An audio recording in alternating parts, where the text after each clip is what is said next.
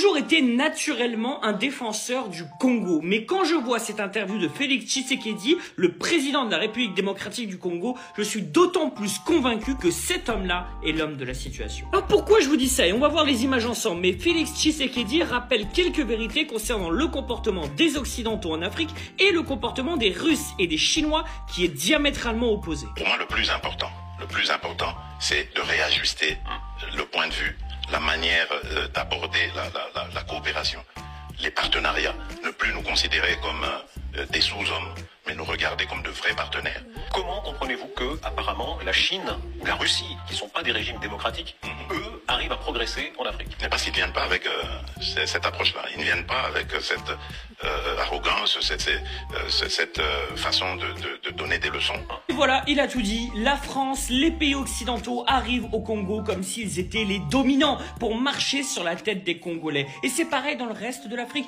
Alors que les Russes et les Chinois, ils ne font pas ça. Et c'est pour ça que la France et que les États-Unis et que les Occidentaux, en règle générale, reculent en Afrique. Et ce que j'aime bien, c'est que Tshisekedi te dit ça à la télévision française en toute tranquillité, en toute simplicité. Vous êtes des donneurs de leçons et nous n'avons pas de leçons à recevoir de l'Europe. Et si vous continuez comme ça, on préfère bosser avec la Russie et la Chine.